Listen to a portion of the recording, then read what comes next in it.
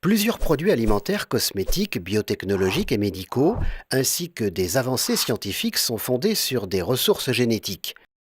En 1992, la Convention sur la diversité biologique a établi les principes d'accès et de partage des avantages, y compris l'obligation pour les utilisateurs de ressources génétiques d'en partager les avantages avec les fournisseurs de ces ressources. Un défi a toutefois persisté, celui de garantir le partage des avantages après que l'utilisateur ait quitté le pays en emportant la ressource génétique. Il n'existait aucun système international permettant au fournisseur de faire le suivi de l'utilisation de sa ressource à l'étranger.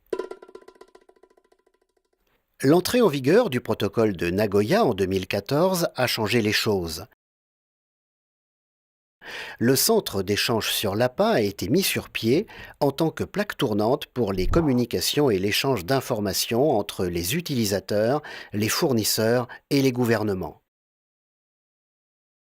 Le centre d'échange sur l'APA facilite le suivi de l'utilisation de la ressource génétique après qu'elle ait quitté le pays fournisseur. Le protocole de Nagoya crée un système qui informe le pays fournisseur des étapes liées à l'utilisation des ressources génétiques à l'étranger. Cependant, pour que ce système fonctionne, tous les pays doivent adopter des procédures au niveau national.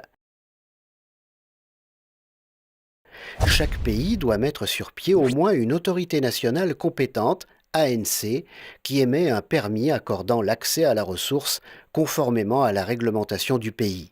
Les principales informations indiquées sur le permis doivent être transférées au centre d'échange sur l'APA. L'information ainsi soumise constitue le certificat de conformité reconnu à l'échelle internationale. Passons maintenant à l'utilisateur.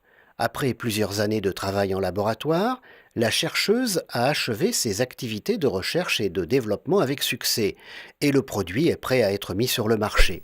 Certificats et informations requises en main, elle se rend à l'autorité de commercialisation de son pays. Cette autorité, désignée point de contrôle du processus d'accès et de partage des avantages, transmet un message appelé communiqué de point de contrôle au centre d'échange sur l'APA. En recevant le communiqué de point de contrôle, le centre d'échange sur l'APA informe automatiquement l'ANC du pays fournisseur.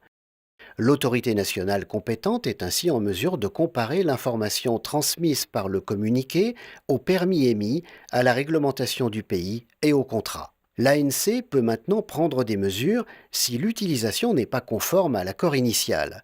Ce processus donne une sécurité aux parties indépendamment des délais écoulés. Regardons de près les principaux éléments de ce système mondial de surveillance de l'utilisation des ressources génétiques. L'ANC du pays fournisseur a la responsabilité d'émettre un permis lorsque les exigences d'accès sont satisfaites et que le partage des avantages est convenu.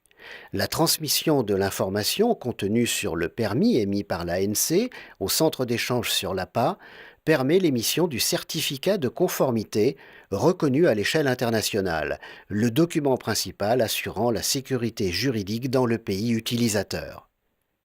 Le centre d'échange sur l'APA facilite l'acheminement de l'information relative à l'utilisation des ressources génétiques.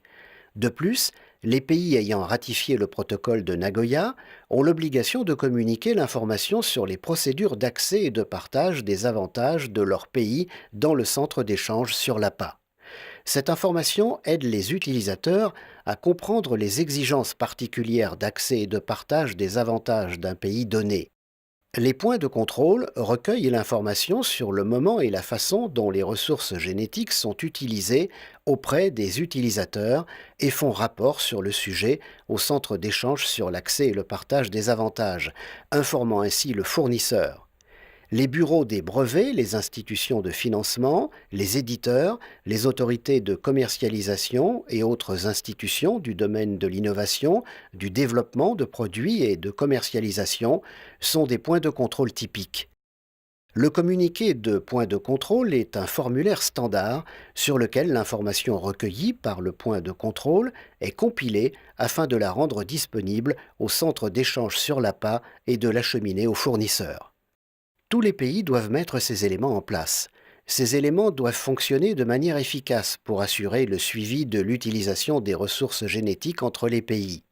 Ce système contribue à améliorer la transparence et à développer la confiance et donne lieu à un plus grand nombre d'accords et de partenariats sur l'accès et le partage des avantages, ce qui se traduit par des avancées scientifiques et plus d'innovation, de produits et de partage des avantages pour les utilisateurs, les fournisseurs et pour la conservation de la nature.